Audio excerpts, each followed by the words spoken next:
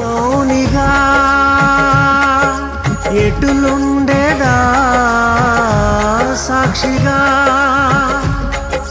ప్రచురించక నా తుది శ్వాస వరకు నీ చెంత చేరే వరకు నా తుది శ్వాస వరకు నీ చెంత చేరే వరకు. నా పేరు శ్రీలక్ష్మి. అన్యుల కుటుంబం నుంచి రక్షించబడతా వచ్చాం. మా మదర్ బాగా ప్రేయర్ఫుల్గా ఉంటారు, బట్ కానీ మందిరానికి వెళ్ళడం కానీ ఇవన్నీ మాకేం తెలీదు. నా జీవితం లోపల ఒక 23 years ఆఫ్ నా లైఫ్ గ్రాడ్యుయేషన్ అంతటి వరకు కూడా దేవుడు మా ఇంట్లో ప్రార్థన చేస్తా వీళ్ళంతా ఉన్నారు అని తెలుసులే, కానీ నేను ఎప్పుడు ప్రార్థన చేసిన దాన్ని కానీ మందిరానికి వెళ్ళిన దాన్ని కానీ కాదు. బట్ కానీ ఒక 23.5 years మాత్రం నా గ్రాడ్యుయేషన్ అంతా కూడా ప్రభు నాకు సహాయం చేస్తూ వచ్చారు. బట్ కానీ అప్పుడు ప్రభు నాకు సహాయం చేస్తున్నారని కానీ ఆయన హస్తం దీని వెనకాల ఉందని కానీ నాకు తెలియదు. నేను ఎప్పుడూ అలా చూసిందని కూడా కాదు. మందిరానికి వెళ్ళిన అనుభవం కూడా లేదు. నా దగ్గర బైబిల్ ఉండేది, బట్ నేను ఎప్పుడు దాన్ని చదవలేదు కూడా. ఎప్పుడైతే గ్రాడ్యుయేషన్ అయిపోయిందో ఒక గవర్నమెంట్ జాబ్ వచ్చింది. దాని లోపల జాయిన్ అయ్యాను నేను. జాయిన్ అయిన తర్వాత ఇంకొక 1 year గ్రాడ్యుయేషన్ ఫినిష్ చేయాల్సిన ఇది ఉండిపోయింది. సో దానికోసం అని చెప్పేసి మళ్ళీ ఈ జాబ్ నుంచి పర్మిషన్స్ తీసుకొని వెళ్ళి అది ఫినిష్ చేసుకొని వచ్చాను. దాని తర్వాత నాకు ఆ జాబ్ చేయడానికి ఏమాత్రం ఇంట్రెస్ట్ కానీ ఆలోచన కానీ ఏమీ లేదు. సో ఆ రోజు నేను మా పేరెంట్స్ కన్విన్స్ చేశాను, నాన్న నాకు ఇది వద్దు, ఇంకా నేను వెళ్ళిపోదాం అనుకుంటున్నాను. యూపీఎస్సీ అనేది నా డ్రీమ్, అది అలాగే మిగిలిపోయింది. అది నాకు ఎప్పటి నుంచో ఒక 7th class ఆ టైం నుంచి ఉండింది, కాబట్టి నేను దాన్ని చేయాలనుకుంటున్నాను. మీరు ఓకే అంటే వెళ్తాను అంటే సరే అని పంపించారు. అప్పటి వరకు నాకు తెలిసిందంతా మా మమ్మీ డాడీ, నా ఎడ్యుకేషను, దాని లోపల కూడా ఒక మంచి ర్యాంక్ రావాలి, అలాగా ఉంటే ఒక limited circle of friends 3-4 members, అంతకు మించి ఎక్కువే ఉండేది కాదు. ఎప్పుడైతే నేను యూపీఎస్సీకి వెళ్ళానో వెంటనే కరోనా వచ్చింది. బట్ కానీ నేను ఇంటికి రాకుండా అక్కడే ఉండి చదువుకున్నాను. ఆ చదువుకున్న టైం లోపల కంటిన్యూస్గా కూర్చోవడము ఇలా ఉండడం వల్ల పీరియడ్స్ స్కిప్ అయిపోవడము, తర్వాత వచ్చిన తర్వాత మనం బైబిల్లో చూసినట్టు రక్తస్రావం కలిగిన స్త్రీ ఆ ఫేజ్ నుంచి నేను వెళ్ళొచ్చాను. ఒక 60 days ఆఫ్ కంటిన్యూస్ బ్లీడింగ్ అని చెప్పి ఇంకా చాలా హెల్త్ ప్రాబ్లమ్స్ ఎన్కౌంటర్ అవుతూ ఉన్నాయి. బట్ కానీ నేను దాన్ని విడిచిపెట్టలేదు. యూపీఎస్సీ ఎలా అయినా ఫినిష్ చేయాలని నా ఫస్ట్ అటెంప్ట్ ఇచ్చాను నేను. బట్ కానీ దాని లోపల I lost it with 12 marks అంతే. ప్రిలిమ్స్లోనే పోయింది. తర్వాత సెకండ్ అటెంప్ట్ మళ్ళీ ఇచ్చాను. ఇచ్చినప్పుడు నాకు సెకండ్ పేపర్లో క్వాలిఫైయింగ్ పేపరే పోయింది. సో ఇంకా నాకు అర్థమైపోయింది అనమాట, ఇది ఏం అవ్వట్లేదు. అది కాక అప్పటి వరకు సక్సెస్ఫుల్ కెరియర్ లీడ్ చేసినప్పుడు ఈ ఫెయిల్యూర్స్ అనేవి చాలా భయంకరంగా ఉన్నాయి. వెళ్ళి పేరెంట్స్తో చెప్పి ఏమన్నా మాట్లాడదాము అంటే ఉన్నదాన్ని వదిలిపెట్టుకొని వెళ్ళావు అని చెప్పేసి వాళ్ళు ఏమన్నా అంటారేమో అనే ఒక భయము, చుట్టూ ఉన్న వాళ్ళకి ఏమన్నా చెప్దాము అని అనుకుంటే ఇదంతా నువ్వే కావాలని చేసుకున్నావు అని చెప్పి మళ్ళీ నా మీదే బ్లేమ్ వేస్తారు. కానీ అర్థం చేసుకోగలిగిన వాళ్ళైతే ఎవరూ లేరు అని చెప్పేసి అనిపిస్తూ వచ్చింది. ఆ టైం లోపల మా పేరెంట్స్ ఇంకా సెకండ్ అటెంప్ట్ అయిపోయిన తర్వాత ఇంటికి తీసుకొచ్చేసారు. సో నాకు సెపరేట్ రూమ్ ఉండేది, మా పేరెంట్స్ వేరే ఉండేవాళ్ళు. నేను అక్కడ కూర్చొని చదువుకుంటూ ఉండేదాన్ని. ఎలా అయినా సరే థర్డ్ అటెంప్ట్ మాత్రం బాగా ఇవ్వాలి, ఎలా అయినా సరే దీని నుంచి మనం బయటకు వచ్చేసేయాలి, ప్రిలిమ్స్ అయినా అట్లీస్ట్ క్లియర్ చేయాలనే ఉద్దేశంతో కంప్లీట్గా ప్రిలిమ్స్ క్లియర్ చేయడానికి కూర్చొని చదువుతూ ఉన్నాను. కానీ థర్డ్ అటెంప్ట్ డ్రాస్టిక్ ఫెయిల్యూర్. అది అయిపోయిన తర్వాత ఐ వాజ్ నమ్ ఫర్ 10 days అనమాట. ఎగ్జామ్ అయిపోయిన తర్వాత 10 days వరకు నేను అసలు ఎవరితో మాట్లాడలేదు, అట్లాగే ఉండిపోయాను. తర్వాత ఇంకా ఎలా అయిపోయిందంటే పరిస్థితి ఎవరికి చెప్పుకోవడానికి లేదు, ఎవరు వినేవాళ్ళు కూడా లేరు. ఉన్న ఫ్రెండ్స్ అందరికీ కూడా అదే ఫెయిల్యూర్స్లో ఉన్నారు. వాళ్ళకి నేను ఏమైనా చెప్పినా తిరిగి వాళ్ళు నాకు హెల్ప్ చేసే కండిషన్లో లేరు. అప్పుడు నేను సైకాలజిస్ట్ని కన్సల్ట్ అయ్యి వాళ్ళతో చెప్పేదాన్ని. బట్ కానీ నాకేం బాధ పోయేది కాదు. అండ్ ఇంకొకటి ఏంటంటే బాగా సూసైడల్ థాట్స్ వచ్చాయి అనమాట. ఇంకా చాలా నీ జీవితం ఎండ్ చేసేసి, ఇప్పుడు నీకు ఎవరు హెల్ప్ చేయడానికి కూడా లేరు, నువ్వు దీని నుంచి బయటికి రాలేవు, ఎలాగో యూపీఎస్సీ క్లియర్ చేయలేవు, ఇంట్లో నుంచి బయట నుంచి జనాల నుంచి వచ్చే ఈ బ్లేమ్ అంతా కూడా తీసుకోలేవు, కాబట్టి ప్లీజ్ ఇంకా క్విట్ చేసేసే లైఫ్ అని చెప్పి ఆ టైం లోపల భయంకరంగా అదే రూమ్లో పడి చాలా అంటే ప్రాణానికి చావుకి మధ్యలో ఆ ఫేజ్లో నేను కొట్టుకుంటూ ఉండేదాన్ని. అది కరెక్ట్గా థాట్స్ అన్నీ కూడా మా ఇంట్లో ఎవరు లేనప్పుడు అట్లా వస్తూ ఉండేవి. ఎలా ఈజీగా చచ్చిపోవాలి, హ్యాంగ్ చేసుకొని చచ్చిపోదామా, లేకపోతే ఇంకేమన్నా ఈజీ వేస్ ఉంటాయా అని చెప్పి వెతుకుతూ ఉండేది. మా మదర్ ఎప్పుడు పెట్టారో నాకు తెలీదు. నా రూమ్ లోపల అంటే మేము ఎప్పుడు అంటే చర్చ్కి వెళ్ళిన వాళ్ళం కాదు, బట్ ప్రార్థన చేసుకునేది కాబట్టి తను ఒక ఫోటో పెట్టింది ప్రభుది. అంటే జస్ట్ మామూలుగా ఉండింది. ఉన్నప్పుడు నాకెందుకో అనిపించింది అనమాట. లాస్ట్ ఆప్షన్ కింద ఒకసారి అడుగుదామా, ఏమన్నా చేస్తాడేమో దేవుడు అంటారు కదా అని చెప్పి ఆ టైం లోపల I bowed down before him. I cried completely. నేనేం చెప్పలేదు. బట్ కానీ రిగరస్గా ఏడ్చాను నేను. ఏడ్చిన తర్వాత కొంచెం నెమ్మది వచ్చింది నా మనసు లోపల. వస్తే ఓకే, ఇదేదో బాగుంది కదా అని చెప్పేసి నా బైబిల్ తీసి అక్కడ పెట్టుకొని దాన్ని ఏమైనా చదువుదామంటే నాకేం అంత బాగా ఏం అర్థమయ్యలేదు. బట్ అది అక్కడే పెట్టి బాధ ఎప్పుడైనా వచ్చినా, సూసైడల్ థాట్స్ ప్రోన్ అయినా అక్కడికి వచ్చి ఏడుస్తూ ఉండేదాన్ని. అలా ఏడుస్తూ ఉన్నప్పుడు ఒక దినం నాకెందుకో చాలా పీస్‌ఫుల్‌గా, మంచిగా అనిపిస్తా ఉండింది ఇక్కడ ఉన్నప్పుడే. సో, నా బుక్స్ అన్నీ నేను సైడ్ చేసేసి బైబిల్ చదువుకోవడం, దేవుని దగ్గర ఉండడం స్టార్ట్ చేస్తా వచ్చాను. ఆ టైం లోపల 'ఆషర్' అన్నది ఒక సాంగ్, నాకు తెలీదది అంత నా మేలుకే అని చెప్పేసి ఉంటే జస్ట్ ఇట్లా స్క్రోల్ చేస్తుంటే కనిపించింది. బట్ ఆ సాంగ్ నన్ను ఇన్‌ఫ్లుయెన్స్ చేయలేదు. బట్ కానీ నా మనసులో ఒక థాట్ రన్ అవుతా ఉంది. ఈయనకి ఏమన్నా అంటే చర్చ్ ఉండిందేమో, ఆ సర్వీసెస్ అటెండ్ అవుదాం కదా అని చెప్పేసి ఒక ఆలోచన వచ్చి ఆ సండే ఎట్లా అయినా వెళ్ళాలి అని చెప్పి యూపీఎస్సీ చదువుకున్నప్పుడు ఎలా నోట్స్ రాసుకుంటామో అట్లా నోట్స్ అన్నీ ప్రిపేర్ చేసుకొని కూర్చున్నాను నేను. ఆ సర్వీస్ వింటున్నాను నేను. వింటున్నప్పుడు దాని లోపల నుంచి దేవుడు నాతోనే మాట్లాడుతున్నట్టు అనిపించింది. నువ్వెందుకు చనిపోవాలనుకుంటున్నావు? అంటే లోకమంతా ఇలాగ చూస్తా వచ్చినప్పటికీ కూడా నాకేం నువ్వు ఇది కాదు అని చెప్పేసి. సో, అట్లా కంప్లీట్‌గా నాకెందుకో ప్రశాంతంగా అనిపించడము, నేను కొంచెం ఫ్రీగా ఉండడం, హ్యాపీగా ఉండడం అట్లా స్టార్ట్ అయింది. తర్వాత నాకెప్పుడు అనిపిస్తా ఉండేది, నేనెప్పుడు ఏడుస్తా ఉన్నా దేవుడు చెయ్యి నా హృదయం మీద పెట్టి ఆ భారం అంతా తీసుకెళ్ళిపోతున్నట్టు. నేనెప్పుడు అది ఫీల్ అవుతూ ఉండేదాన్ని. ఏ సైకాలజిస్ట్‌తో మాట్లాడినా, లేకపోతే నా ఫ్రెండ్స్ దగ్గర చెప్తా ఉన్నా నాకెప్పుడు ఆ ఫీల్ రాలేదు. ఆ కంప్లీట్‌నెస్ వచ్చి నేను చాలా ఇండిపెండెంట్‌గా ఏమన్నా ఉన్నా గానీ దేవుని దగ్గరే అడగాలి అని చెప్పేసి అనుకుంటా ఉండేదాన్ని. అయితే 'ఆషర్' అన్న దాని లోపల ఇంకొకటి ఏం చెప్తారంటే, ఆయన మీ పరలోకపు తండ్రి, ఆయన మీ ఫాదర్ అంతే. ఏమైనా ఉంటే ఆయన దగ్గర చెప్పుకోవచ్చు అంతే అని చెప్పేసి. సో, ఈ జడ్జ్‌మెంటల్ థింగ్స్ కానీ, లేకపోతే ఇవన్నీ ఏముండవు దేవుని దగ్గర చెప్తా ఉన్నప్పుడు, ప్రభు అంతా కూడా తీసుకుంటారనమాట. అన్నీ వింటారు. వాటన్నిటికి రిప్లై ఇస్తారు. రెస్పాండ్ అవుతారు. అదంతా నేను ఎక్స్‌పీరియన్స్ చేస్తా వచ్చాను.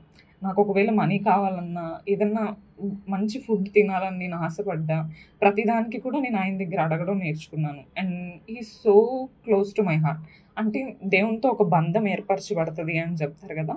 అట్లా నేను అంటే I got so influenced with the attachment అనమాట. ఏదో దేవుడంటే భయము అట్లాంటిదేం లేదు. ఏం చేసినా వచ్చి చెప్పగలిగే ధైర్యం వచ్చింది. ఏమన్నా బాధేసినా ఏడవడానికుంది. సంతోషం వచ్చినా చెప్పడానికుండింది.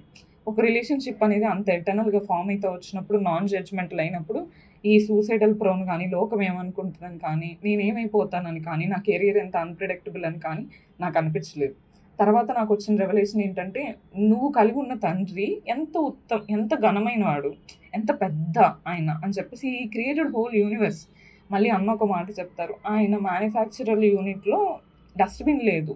ఎందుకంటే ఈ క్రియేటెడ్ ఎవ్రీథింగ్ అంటే మాస్టర్ పీస్‌లే చేస్తా వచ్చినారాయన కానీ ఇట్లా ఏం లేదు అని చెప్పి. అది తెలిసినప్పుడు ఇంకా ఐ వాస్ కంప్లీట్‌లీ హ్యాపీ అనమాట.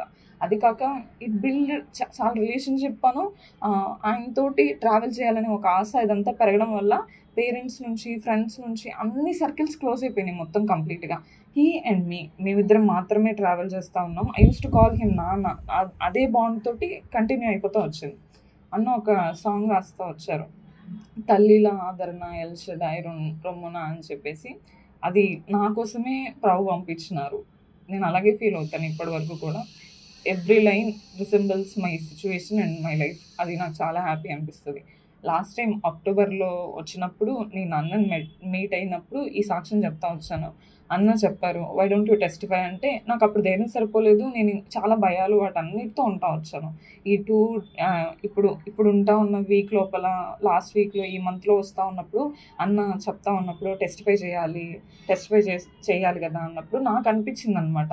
నా తండ్రిగా దేవుడు నిలబడతా వచ్చినప్పుడు నేనెందుకు నిలబడి ఈయనే మా నాన్న అని చెప్పడానికి నేను భయపడుతున్నాను అని చెప్పి. So, I didn't tell. నా పేరెంట్స్‌కి నేను ఎవరికీ కన్వే చేయలేదు. ఎవరికీ ఏం చెప్పలేదు. ఇది ఎక్కడి వరకు వెళ్తుందో ఏమో కూడా నాకేం తెలీదు. But I still felt like sharing it everybody. But ఒకటి మాత్రం నేను చెప్పడానికి ఇష్టపడుతున్నాను. దేవుడిని తండ్రిగా పరిచయం చేస్తూ వచ్చినప్పుడు నాకున్న భయాలు కానీ, ఇన్‌సెక్యూరిటీస్ కానీ, జడ్జ్‌మెంట్స్ కానీ ఫ్యూచర్ నుంచి, కెరియర్ నుంచి వచ్చేవి ఏదన్నా ఉన్నా కానీ అన్నీ తొలగిపోతా వచ్చాయి. ఇప్పుడు ఐ వాజ్ అన్‌ఎంప్లాయిడ్, నాకేం జాబ్ లేదు. నేను గ్రూప్ 2 రాసాను. But I couldn't clear the exam. But కానీ దాన్ని బట్టి నాకు దేవుని మీద వ్యతిరేకత కూడా ఏం రాలేదు. But I believe and I know నన్ను ఖచ్చితంగా ఒక మంచి ఉన్నతమైన పొజిషన్‌లో పెట్టడానికి మా నాన్నకి అన్ని విషయాల లోపల ఆశ ఉండింది. ఆయన ఏం చేసినప్పటికీ కూడా నా మంచికే చేస్తాడు అనే ఒక ఆలోచన కూడా వచ్చింది. నేను సూసైడల్ ప్రోన్ అయినందుకు నాకు దేవుడు దొరికాడు. నాకు మంచి జరిగింది. కానీ అది నాకు చెడేం చేయలేదు. కాబట్టి whoever is going through those things ఏం కాదు. Be still and attach to the God. And నమ్మకమైన వాడు. మిగతా వాళ్ళు ఎవ్వరూ కూడా మనకేం చేయలేరు. ఆయన మాత్రమే చేస్తాడు. కాబట్టి be attach to him and he won't leave you any case. ఏవేం జరిగినప్పటికీ కూడా. నేను టెస్టిమనీ చెప్పాలని చాలా పెద్దగా ఉన్నాయి. ప్రతి విషయానికి I use to lean up on చిన్న థింగ్స్ కూడా. నేను హాస్టల్లో ఉంటాను. నా దగ్గర మనీ అంత ఎక్కువగా ఉండవు. సో ఆ టైం లోపల ఐ యూస్ టు ప్రే. నా దగ్గర ఇంత మాత్రమే ఉంది, ఐ వాంట్ టు ఆర్డర్, నాకు తినాలని ఉంది అంటే హీ విల్ గివ్ మీ ఎన్ని డిస్కౌంట్స్ అయినా ఇచ్చేసి నాకు అదే ఐటెం అదే టైంకి అదే ప్రైస్కి ఇప్పిస్తారు. సో లాట్స్ ఆఫ్ చాలా ఉన్నాయి, చాలా టెస్టిమోనీస్ ఉన్నాయి. బట్ కానీ నేను ఒక సూసైడల్ విక్టిమ్ నుంచి ఈరోజు అబండెంట్ లైఫ్ అంటారు కదా, సమృద్ధి అనే జీవనంలోకి మిమ్మల్ని ఆహ్వానిస్తున్నాము అని అన్న చెప్తాడు ప్రతిసారి. నిజంగా నన్ను ఆహ్వానించాడు అన్న అట్లాగే. సో ఈ టెస్టిమోనీ అంతా కూడా it's just glorifying my father Jesus Christ, అంతే, అంతకు మించి ఇంకేం లేదు. సో నా క్లాస్మేట్ కూడా చనిపోయాడు రీసెంట్గా. He was a suicidal prone అంట. నాకు అప్పుడు అనిపించింది, తను చనిపోయిన తర్వాత ఇప్పటివరకు ఎవరు గుర్తుపెట్టుకోలేదు కూడా. బట్ నేను మాత్రం అలా అవ్వకుండా ఉండడానికి నన్ను కాపాడుకుంటా వచ్చాడు దేవుడు. అన్న చెప్పాడు ఏంటి, అది పిల్లలు పోయిన ఎలుగు బంటిలా శత్రువుని చీల్చివేసావే అని. నాకు అంత భయంకరమైన థాట్స్ వచ్చినప్పుడు వాటన్నిటిని చేసేసి నా కోసం యుద్ధం చేసి నిలబడుతూ వచ్చాడు. కాబట్టి ఇదంతా కూడా ఐమ్ జస్ట్ గ్లోరిఫైయింగ్ గాడ్, అంతే. Thank you so much.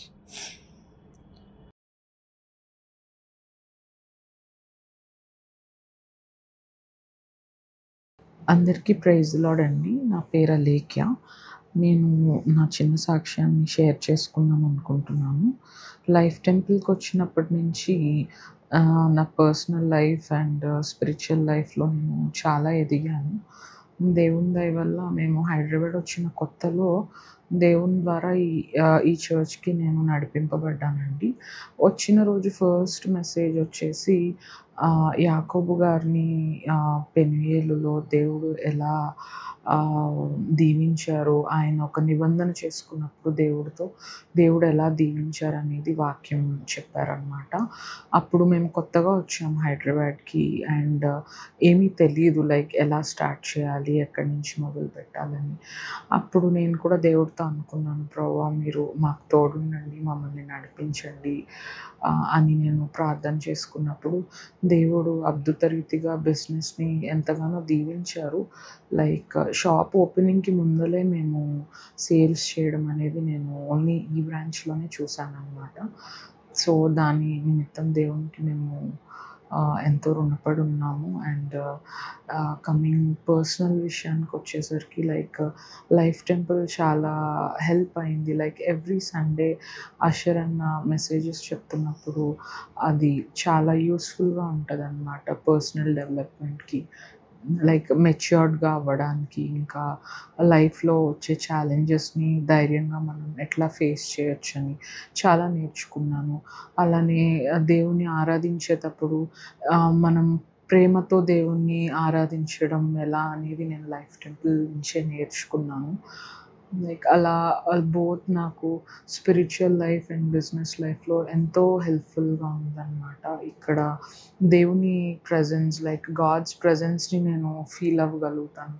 Like వీక్లో ఏమన్నా ప్రాబ్లమ్స్ వచ్చినా లైక్ సండే మెసేజ్ ద్వారా దేవుడు ఖచ్చితంగా మాట్లాడుతూ వచ్చారు ఇప్పుడు దాకా.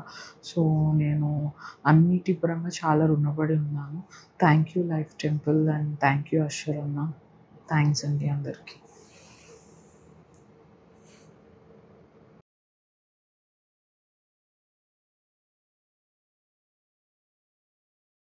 దేవునికే మహిమ. నమస్కారం అండి. నా పేరు స్మైలీ మాధురి పమ్మి. నేను ఈ చర్చ్కి 2.5 years నుంచి వస్తున్నాను, అరౌండ్ 3 years నుంచి. లాస్ట్ సాక్ష్యంలో చెప్పినట్టుగా నేను చాలా కోల్పోయిన తర్వాత ఈ చర్చ్కి వచ్చాను. ఈ చర్చ్లో నేను స్పిరిచువల్గా చాలా ఎంకరేజ్మెంట్ పొందాను. ఈ తర్వాత ఇప్పుడు నేను కొన్ని విషయాలు చెప్దామని అనుకుంటున్నాను. నేను ఎప్పుడు ఇక్కడ ఏం తెలుసుకున్నానంటే నా లైఫ్లో లైఫ్ అనే ప్రాసెస్లా వెళ్తుంది. ఐ మీన్ దేవుడు రిలేషన్షిప్ అన్నది నేను తెలుసుకున్నాను ఈ చర్చ్కి వచ్చినాక. చాలా కనెక్షన్లో ఉన్నాను దేవునితో. రీసెంట్గా ఏం జరిగిందంటే నేను ఒకదాన్ని సింగిల్ పేరెంట్ అవడం, పిల్లలిద్దరూ, ఒక బాబు ఇంటర్మీడియట్ ఇంజనీరింగ్ వయసు వచ్చేసింది. నేను రెంట్ హౌస్లో ఉన్నాను. సో విపరీతమైన ఫైనాన్షియల్ ప్రాబ్లమ్స్ వస్తున్నాయేమో అని భయపడ్డాను. నేను క్యాబ్జెమినీలో as a project manager work చేసేదాన్ని. సో సరిపోవట్లేదేమో అనుకొని నేను అప్గ్రేడ్ అవుదామని చాలా ట్రై చేస్తున్నాను. నాకు 17 years ఎక్స్పీరియన్స్ ఐటీలో. ఈ విధంగా నేను ఇంకేమైనా అప్గ్రేడ్ అవ్వాలని మిగతా డేటా సైన్సెస్ అవి ఏమైనా చేద్దాం అన్నట్టుగా నేను ట్రై చేస్తా. ఎక్కడ కాల్స్ రాక అలా ఉంటున్నప్పుడు అంటే యాక్చువల్లీ మా హస్బెండ్ చనిపోయిన తర్వాత కూడా నేను చాలా ట్రై చేశాను అనమాట. బయటికి యూఎస్ వెళ్ళిపోవాలి అని H1 పిక్ అవ్వలేదు. తర్వాత కెనడా వెళ్దాం అనుకునేటప్పుడు స్పౌస్ కూడా ఉండాలి, బికాజ్ మీరు నియర్లీ 40 ఉన్నారు, పిల్లలతో వెళ్ళాలి కాబట్టి వర్క్ వీసా కాదు అన్నారు. జర్మనీ ట్రై చేస్తున్నాను, బయట ట్రై చేస్తున్నాను, ఎక్కడ నాకు కాల్స్ రావట్లేదు. అలా అని పోనీ నా టెక్నాలజీ అయినా చిన్నదా అంటే నేను AIMLలో వర్క్ చేస్తున్నాను, కానీ ఎందుకో ఏది వర్కౌట్ అవ్వలేదు నాకు. నేనేమనుకుంటున్నానంటే నాకున్న శాలరీకి కొంచెం ఎక్స్ట్రా వస్తే పిల్లల్ని కొంచెం మంచిగా పెద్దోళ్ళు అవుతున్నారు కాబట్టి పాపం ఈజీ అవుతుందేమో అనుకొని నేను అప్గ్రేడ్ అవ్వడానికి ట్రై చేస్తున్నా. ఆ టైంలో నాకు 2018లో నేను ఒక గవర్నమెంట్ జాబ్ రాశాను అనమాట. మేనేజర్ ఇన్ ఎలక్ట్రానిక్స్ అని ఎయిర్పోర్ట్ అథారిటీ ఆఫ్ ఇండియా. వాళ్ళు అంటే అక్కడ నుంచి నాకు నేను సెలెక్ట్ అయ్యాను అని అలా వచ్చిందనమాట. అంటే నేను ముందే సెలెక్ట్ అయ్యాను, ఇంటర్వ్యూ ఇచ్చినాక అది నాకు రిజల్ట్ తెలియదు, అయిపోయింది, నాకు రాలేదని నేను అనుకున్నాను అంతే. తర్వాత నేను మర్చిపోయాను నా ప్రాబ్లమ్స్, మా హస్బెండ్ చనిపోవడం, మా అమ్మ వాళ్ళు చనిపోవడం, కోవిడ్లో మర్చిపోయాను పూర్తిగా నేను. తర్వాత ఇప్పుడు చూస్తే ఒకసారి ఫోన్ చేశాను నాకు, బికాజ్ నేను ఫోన్ నెంబర్ కూడా మార్చేశాను అండ్ నా జీమెయిల్ ఐడి కూడా స్టోరేజ్ ఫుల్ అయిపోయింది. సో May 21st ఆయన ఫోన్ చేసి అన్నారనమాట, అమ్మ నీకు అది వచ్చిందా అని. ఏమో సరే వచ్చేసి ఉంటుంది, ఇప్పుడు ఎలా అడుగుతున్నారు, 2018 కదా అన్నాను. లేదమ్మా వెబ్సైట్లో నీ పేరుంది చూడండి ఒకసారి అని అంటే felt very happy at that time, because 2018 24 సెప్టెంబర్లో ఆగస్ట్ 12th అది ఆగస్ట్ 12thలో రావడం అంటే విచిత్రంగా అనిపించింది నాకు. బట్ చెప్పడానికి ఎవ్వరూ లేరు, నేను తప్ప నాకు ఎల్డర్స్. ఫెల్ట్ అంటే అమ్మ కోసమే రాశాను నేను దాన్ని. హ్యాపీగా ఫీల్ అయ్యాను, కానీ నెక్స్ట్ మూమెంట్ భయపడిపోయాను నేను, బికాజ్ ఇంకా తక్కువ శాలరీ. నేను ఫర్ ఎగ్జాంపుల్ నా శాలరీ X అనుకుంటే ఆ శాలరీ X/2 నేను 2X ట్రై చేస్తున్నాను. సో ఇప్పుడు ఇది వర్కౌట్ అవ్వదేమో అని అంటే నేను ఒక 2 పాత్లు ఉండి ఏ పాత్కి వెళ్ళాలో నాకు తెలియట్లేదు అన్నమాట. మధ్యలో ఉంటాను కన్ఫ్యూజన్. ఇటు వెళ్తే 2X వస్తాయేమో బికాజ్ నా టెక్నాలజీ పెద్దది, ఇటువైపు వెళ్తే గవర్నమెంట్ జాబ్ కదా, ఏం చేయాలో తెలియట్లే, ఎవరిని అడగాలన్నా ఎవరు లేరు. సో నేను వెంటనే దైవజనులకి నేను మెసేజ్ పెట్టాను, ఏం మీరు చెప్తారో నేను అదే చేస్తాను అని. అంతకన్నా ముందు ఏం జరిగిందంటే పాస్టర్ గారు కొన్ని రోజుల నుంచి మోజెస్ గురించి చెప్తున్నారు అనమాట. Face the fears with faith అన్నది నాకు మైండ్లో ఉంది. మోజెస్ కూడా 40 years, ఆయన చాలా వెల్ ట్రైన్డ్ ప్రిన్స్, అన్ని టెక్నాలజీస్ వచ్చి ఉన్నారు. ఆ టైంలోనే ఆయన మొత్తం సైలెంట్ అయిపోయి డిజర్ట్లోకి వెళ్ళిపోయారు. ఆ టైంలో ఆయనకి పొదొచ్చినప్పుడు నీ చేతిలో ఏముంది అని అంటే కర్ర ఉంది అని అంటే 17 years ఎక్స్పీరియన్స్ ఉంది అని చెప్పినట్టుగా కింద పడేయనంటే పడేసినాక అది కర్ర కాస్త పాము అయితే ఎవరైనా పామును పట్టుకుంటే మెడను పట్టుకోవాలి కదా. దేవుడు ఏం చెప్తాడంటే తోకను పట్టుకోండి అని చెప్తారు. సో అలాగే తను ఫియర్ని ఫెయిత్తో చేసి తోకను పట్టుకుంటాడు. అది మళ్ళీ కర్ర అయిన తర్వాత అదంతా చెప్పారు, అదంతా మీరు వినండి. సో అప్పుడు మళ్ళీ అది కర్ర అయినాక దేవుడు అంటాడు అన్నమాట, now go ahead and do all those things what ever I'm instructing to you అని చెప్తారు. సో అది నాకు మనసులో ఉంది, కానీ అప్పటికి గుర్తు రాలేదు. ఇది ఎప్పుడైతే 2 parts వచ్చి నేను ఏం చేయాలో తెలీదు. ఆగస్టులో జాయిన్ అయిపోవాలి అంటే ఒక 15 daysలో జాయిన్ అవ్వాలి. అంటే ఏం తీసుకోవాలి. ఆల్రెడీ నేను డేటా అల్గారిథమ్స్ దానిలో జాయిన్ అయిపోయాను, because I wanted to go ahead in the IT. So 2x అలా రావాలి శాలరీ అన్నట్టుగా. కానీ నేను ఒకసారి కన్ఫర్మ్ చేసుకున్నామని నేను దైవజనులకి మెసేజ్ పెట్టాను.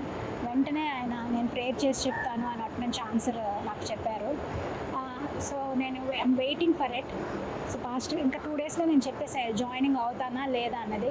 I did not get any response. I was like praying and everybody were saying like ఎవరది నువ్వు డిసైడ్ అవ్వచ్చు మాదిరి, నువ్వు ఇలా డిసైడ్ అలా డిసైడ్ అని చెప్తున్నారు.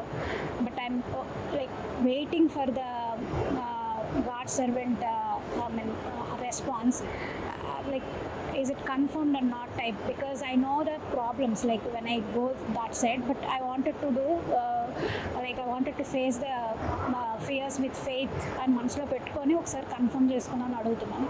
ఇంతలోపు పాస్టర్ గారు ఇంకా రేపు 10 o'clockకి చెప్పాలంటే ఫస్ట్ ఆఫ్ ఆల్ ఇక్కడ పాస్టర్ గారు ఎలా అంటే ఆయన కన్ఫర్మేషన్ వచ్చినంత వరకు ఆయన he will not tell anything అన్నమాట. he'll pray and pray last moment వరకు he is praying and I was like మిగతా మొత్తం ఫ్రెండ్స్ అందరూ అంటూ ఉన్నారు అనమాట, smiley you decide first, how like అలా ఉంటారేమో యూ డిసైడ్ అవ్వని చెప్తున్నారు. సో మార్నింగ్ పాస్టర్ గారు మెసేజ్ పెట్టారు, go ahead with the government sector. I was very much depressed అన్నమాట. అదేంటి పాస్టర్ గారు ఇలా చెప్పారు, even though my heart is saying that like face the fears with faith. And night నేను pastor గారు ఇంకా నాకు రెస్పాన్స్ ఇవ్వట్లేదు కాబట్టి నేను కూడా ప్రేయర్ చేస్తూ ఉన్నాను, ఇదిగో త్రోవ దీనిలో నడువుడి అని మీకు వెనక నుంచి ఒక శబ్దం వినిపిస్తుందని వాక్యం. సో వెనక నుంచి శబ్దం అంటే పాస్టర్ గారు చెప్తారు ఇప్పుడు ఏదో ఒకటి, పాస్టర్ గారిది కన్ఫర్మేషన్ అయితే దేవుడి నుంచి వచ్చిందని నేను నమ్ముతాను అనుకున్నాను. పాస్టర్ గారు కూడా అదే చెప్పారు, you have to go ahead with the government sector side అని.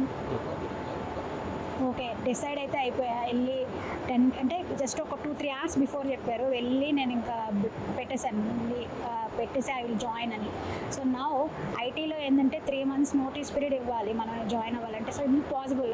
నాకు ఆల్రెడీ 3-4 ప్రాజెక్టులు ఉన్నాయి, నన్ను అసలు బయటకు పంపించరు. సో ఎక్కడైనా చిన్న హడ్డీలు వచ్చినా నేను వెనక్కి వెళ్ళిపోతా అని అనుకున్నాను. అసలు హడ్డీలే రావట్లేదు. వాళ్ళు 3 months నోటీస్ పీరియడ్ కాదు అమ్ముగా 15 daysలో నన్ను రిలీజ్ చేసేసారు. నేను అనుకున్నాను 3 months శాలరీ ఎవరు బయోట్ అవుతుంది అని అనుకున్నాను. 3 months శాలరీ ఇచ్చారు. నేను యాక్చువల్లీ రోబోట్స్ రాస్తాను. సో ఒక రోబోట్ నేనంటే ChatGPTలో ఒకటి రాశాను. సో అది వాళ్ళకి హిట్ అవ్వడం వల్ల ఎక్స్ట్రా 1 lakh ఇచ్చారు నాకు. సో నేనేమో పాస్టర్ గారు చెప్పింది వెళ్ళిపోయి జాయిన్ అయిపోయా. జాయిన్ అయినాక ఇంతవరకు బాగుంది. అక్కడికి వెళ్ళినాక ఫేస్ ద ఫియర్ లైక్ తొకం పట్టుకోమన్నాడు కదా మోజెస్ని, ఆ టైప్ అయ్యింది నా పరిస్థితి. నేను ఇంతవరకు ఐటీలో ఈవెన్ దో నేను ఎలక్ట్రానిక్స్ బీటెక్ ఎప్పుడో చేసా 20 years బ్యాక్.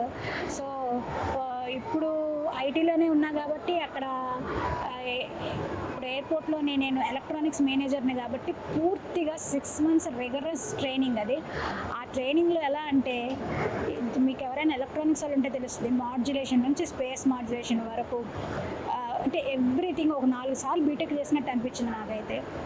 సో 280 books నేను చదివాను. ప్రతి దానికి ఎవ్రీ 4 days ఎగ్జామ్ రాయాలి. 70% అబవ్ అయితేనే పాస్ మార్కు రాయాలి, చదవాలి. ఈ ఏజ్లో ప్రభువా నాకు అసలే శక్తి లేదు. పైగా నేనేదో ట్రైన్ అయింది నాకు లేదు, మళ్ళీ 0 నుంచి స్టార్ట్ చేయాలి. అసలు నైటు పగలు నిద్ర లేదు. అంటే నా చుట్టుపక్కల వాళ్ళందరూ బాగా దాంట్లోనే ఆ ఎక్స్పీరియన్స్ ఉన్నోళ్ళు వచ్చారు. నేను అలా కాదు, నేను వేరే ఎక్స్పీరియన్స్ వచ్చాను. సో వాళ్ళందరితోనే ఎలా మూవ్ అంటే వాళ్ళు 2 km/hour పరిగెడితే నేను 4 పరిగెడితే కానీ వాళ్ళ దగ్గరికి రాలేను, అలా ఉంది నా పరిస్థితి. సో పాస్టర్ గారి దగ్గరకు ఒకరోజు వెళ్ళాను. వెళ్ళి విపరీతంగా ఏదో మదర్ దగ్గర ఏడుస్తుంది చూడండి, ఆ టైపు. నాకు అసలు ఆయన బిజీ షెడ్యూల్లో ఆయన టైం ఆలోచించి వెయిట్ చేశారు. I was crying a lot, like మొత్తం ఫ్లష్ అవుట్ అనమాట. మాస్టర్ గారు నేను చేయలేనండి, నా వల్ల కాదు, నేను I cannot live, I will go, I will quit, ఈ మాటలు అన్నీ నెగిటివ్ మాటలు ఆడి ఐ థింక్ నాకు డబ్బులు సరిపోవట్లే, I don't know what should I do అని అంటున్నాను. మాస్టర్ గారు అన్నారు ఫెయిత్ పెట్టుకోండి, ప్రేయర్ చేస్తా అని మంచిగా ఆయన ఎంకరేజ్ చేసి పంపించారు. నన్ను పంపించినాక నేను చెప్పిన ఇవి జరిగాయి నాకు. లైక్ 3 months క్యాబ్జెమ్ని వాళ్ళు నా శాలరీ వేయడం కానీ 1 lakh ఎక్స్ట్రా వేయడం కానీ జరగడం వలన ఈ 6 months నాకు పెద్దగా ఫైనాన్షియల్ ప్రాబ్లమ్స్ రాలేదు. Even though government job salary తక్కువ ఉన్నా. సో తర్వాత it's a process I'm telling you నా. దెన్ నాకు కనెక్షన్ ఎక్కువ అవుతుంది దేవుడిలో, అంటే ప్రతి దానిలోని దేవుడిపై ఆధారపడడం నేర్చుకున్నాను. అండ్ పాస్టర్ గారు లైక్ ఎంకరేజ్మెంట్ అన్నది నా స్పిరిచువల్లో నేను ఎక్కడ లేజీ అయిపోకుండా పడిపోకుండా నన్ను కాపాడాయి. తర్వాత ముందుకు వెళ్తున్న కొద్దీ ఏం జరిగిందంటే ఎగ్జామ్స్ అన్నీ నేను పాస్ అయ్యాను. ఇక్కడ ఏమైందంటే అక్కడ కూడా మళ్ళీ పాస్టర్ గారికి దగ్గరికి వెళ్ళకముందు కూడా ఎయిర్పోర్ట్లో కోఆర్డినేటర్ ఉంటారు, అంటే మా కోర్స్ కోఆర్డినేటర్, ఆయనకి చెప్పాను I think I'm not fit for this job, I will go, I will pay 5 lakhs, I think I will sell something and I will just give 5 lakhs to you and I will go back. ఎప్పుడు go బ్యాక్లోనే ఉండేదాన్ని నేను, set back go back ఇవే నా మాటలు. So నేను వెనక్కి వెళ్ళిపోతా, నేను చేయలేను, నాకు శక్తి లేదు, ఇది మా పరిస్థితి. అతను అన్నారు ఒక మాట, అంటే God has used him also, that he told that do you know how many people has return this exam అంటే తెలీదను, ల్యాక్స్ రాసుంటారు కదా అన్నారు. Yeah then how many people has selected in this తెలీదు అన్నాను. 250 members అని అన్నారు. ఓకే అన్నాను. తర్వాత ఆయన చెప్పారన్నమాట దీనిలో 250 members అందరూ ఆల్మోస్ట్ రిలవెంట్గా ఈ పని చేసేవాళ్ళే వచ్చారు, దానిలో అమ్మాయిలు ఎంతమందో తెలుసా అన్నారు. తెలీదు అన్నాను. 4 దానిలో నువ్వు ఒకదానివి అని చెప్పారు. So why are you actually quitting, God has a purpose on you అని ఆయనతో మాట్లాడించాడు భగవంతుడు. సో చెప్పుకోవడానికి బాగుంటాయి ఇవన్నీ, but every day is a struggle. నేను కదా లోపల ఉన్నాను, నేను డెజర్ట్లో ఉన్నాను అని భయం వేసేది. భయం వేసినప్పుడల్లా కళ్ళు మూసుకొని భగవంతుడా ఏం చేయాలి అన్నట్టుగా ప్రార్థన చేసుకునేదాన్ని. వన్స్ ఇక్కడ ప్రాబ్లం ఇంకోటి ఏంటంటే నేను పిల్లల్ని ఎక్కడ పెట్టాలో నాకు తెలియదు, ఎవరూ లేకపోవటం వల్ల. సో బేగంపేటలోనే రావాలి, ఇంకెక్కడ గోండియా అక్కడ అన్నారు. ఎలాగానంటే పాస్టర్ గారు go ahead, God will be with you అన్నారు. అలాగే నాకు బేగంపేటలోనే వచ్చింది, నేను ఎక్కడికి వెళ్ళకుండా ఇక్కడే అంటే ఇంటి నుంచే రండి అని నాకు చెప్పారు. సో నేను పిల్లలతోనే ఉండి నేను చదివాను. అలాగే ఎవరది పోస్టింగ్ అప్పుడు అండి మీరు నమ్మరు, పోస్టింగ్ 15 days బిఫోర్ అయినా ఇవ్వాలి పోస్టింగ్ ఆర్డర్స్. 15 days కాదు కదా, కరెక్ట్గా 4 days బిఫోర్ వరకు అది ఇన్అవుట్ అవుతుంది, ఎవరికి ఆర్డర్ రావట్లా. ఎందుకంటే అంత ఏమంటారు ఇన్ఫ్లుయెన్సెస్ ఉన్నాయన్నమాట. మినిస్టర్ గారు వచ్చి వాళ్ళకి సపోర్ట్ ఇవ్వండి, వీళ్ళని అక్కడ జాయిన్ చేయండి, వీళ్ళకి ఈ పోస్టింగ్ ఆర్డర్ ఇవ్వండి అలా చెప్తున్నారనమాట. కానీ ఏది నాకు ఏ ఇన్ఫ్లుయెన్స్ లేదు. కానీ హైదరాబాద్కి 6 పోస్టింగ్లే వచ్చాయి, దానిలో నాకు హైదరాబాద్ పోస్టింగ్ శంషాబాద్లోనే వచ్చింది. ఇది కూడా దేవుని గ్రేస్ అంటే నాకు అర్థం బాగా తెలిసిందండి. ఏంటంటే అన్మెరిటెడ్ ఫేవర్ అంటారు చూడండి, నేను మెరిట్ కాకపోయినా దేవుడు నాకు ఫేవర్ని ఇచ్చాడు. I'm so grateful to God and so grateful to the church prayers. And నేను చాలా ఎంకరేజ్మెంట్ పొందాను. నేను ఇంకా దేవునిలో కనెక్షన్లోకి వచ్చాను, ఇంకా రిలేషన్షిప్లో అంటే గెహరా అయింది, ఇంకా థిక్ అయింది నాది. That is one. And the second one is మంచి షేరింగ్, ఎవరికైనా ఎంకరేజ్మెంట్ ఉండేది ఏంటంటే నాకు అక్కడ ఒకటి ఉండేదండి, లైక్ నోయిడాలో ఒక స్థలం, ఒక ఇల్లు నేను కొన్నాను 2011లో. అది నాకు ఇవ్వలేదండి, అంటే బిల్డర్ పారిపోయారనమాట. సో అందరూ ధర్నాలు చేస్తున్నారు అనమాట. సో నేనేమో ఇది కట్టుకోలేని పరిస్థితి నాది, ఈఎంఐ కూడా కట్టుకోలేని పరిస్థితి, ఏవి వేవ్ ఆఫ్ అవ్వలేదు కిరణ్ చనిపోయినాక. సో ఆ టైంలోని నేను ఐసిఐసి వాళ్ళకి వెళ్ళి చెప్పాను అనమాట, సార్ నాకు ఇల్లు వద్దు, ఈఎంఐ వద్దు, రేపటి నుంచి 2 0 చేసేలా ఏదైనా చేయండి, నాకు ప్రాబ్లం లే, నేను ఇంతవరకు కట్టిన నాకు పోయినా ప్రాబ్లం, నెక్స్ట్ నుంచి నేను కట్టకుండా చేయండి అని అన్నాను. ఆయన విచిత్రంగా చూసి ఇక్కడ ఎవ్వదమ్మా మీరు బిల్డర్ని అడగండి, బిల్డర్ నెంబర్ కాదు కదా, కాంటాక్ట్ లేదు నా దగ్గర. ఇలా చూస్తే ఒక అతను ఎవరో రాహుల్ అనే నెంబర్ వస్తే జస్ట్ ఫ్లూక్ చేశాను నేను ఫోన్ ఆయనకి. చేసినప్పుడు ఆయన ఫోన్ చేసి ఇంకోసారి ఫోన్ చేయకండి, నేను ఒక నెంబర్ ఇస్తా, I don't know it will work out or not అన్నారు. సరే నెంబర్ ఇస్తే దానిలోనే ఒక ఆవిడ, ఇది నేను చెప్పిందంతా నేను ఒక్కటి కూడా ఎగ్జాగరేట్ చేసి చెప్పట్లేదండి, గుర్లీన్ అనే నెంబర్ ఇచ్చారండి. ఆ గుర్లీన్ అనే ఆవిడ ఎవరో తెలియదు. నేను ఇదే చెప్తే ఆవిడ అనేది, నువ్వు 3 lakhs పట్టుకొని రా, నేను నీకు ఇస్తాను. అసలే 2011 నుంచి ఇల్లు లేదు, మళ్ళీ 3 లక్షలు ఇమ్మన్నా, మన దగ్గర మనీ లేదు. ఆ టైంలో అంటే ఈ క్యాబ్ జిమ్ని కన్నా ముందు నేను టెక్ మహీంద్రాలో ఉండేదాన్ని. టెక్ మహీంద్రా నన్ను పీకేసాడండి May 24th, 2023 తీసేస్తే, ఇదేంటి దేవా అని ప్రార్థన చేస్తే ఇదేంటి ఇలా జరిగిందని నెక్స్ట్ రోజు June 1st ఎలా రెంట్ కట్టాలని అనుకొని ప్రార్థన చేస్తున్నా. వెరైటీ ఏంటంటే ఆవిడ 3 lakhs అడిగింది కదా, ఆ 3 lakhs ఫుల్ అండ్ ఫైనల్ అని వీళ్ళు ఇచ్చారు. సరే ఇచ్చారు కదా అని దానికి కడితే ఆ ఇల్లు నాకు వచ్చేసింది. ఇల్లు రావడం అలా ఉంటే వెళ్ళాలి కదా స్టాంప్ డ్యూటీ కానీ, పిల్లల్ని వేసుకొని నేను వెళ్తే బయట అయితే ఆఫీస్ బయటగా చాలామంది నించొని ప్లకార్డులు పెట్టుకొని ఉన్నారనమాట. వాళ్ళందరూ దాటుకొని వెళ్ళారు లోపలికి. వెళ్తే వాళ్ళు ఏమైందని అంటే, ఆ గుర్లీన్ అన్న ఆవిడ మొత్తం మాస్క్ వేసుకొచ్చింది. ఏమైంది, ఎవరు వీళ్ళు అని అంటే, మీరే ఓనర్స్, వాళ్ళకి ఇల్లు లేవని వాళ్ళు ధర్నా చేస్తున్నారు అన్నారు. ఆశ్చర్యం వేసింది. ఆ గుర్లీని చూడడం కూడా అదే ఫస్ట్ టైం నేను. ఆవిడ స్టాంప్ డ్యూటీ పేపర్లు ఇచ్చి ఇల్లు ఇస్తే ఐ వాజ్ లైక్, అంటే 5 రూట్లు 2 చేపల్లాగా, లేకపోతే ఒక డెజర్ట్లో వాటర్ ప్రవహించడం, రెడ్ సీలో పార్టిషన్ అయిపోయి రెడ్ సీలో నడవడం, ఇవన్నీ అప్పుడు జరిగాయి కదా అనుకుంటారేమో. కాదండి, ఇప్పుడు కూడా జరుగుతాయి, నా జీవితాల్లో జరుగుతున్నాయి. ఇంకా నేను అల్పవిశ్వాసగానే ఉన్నా.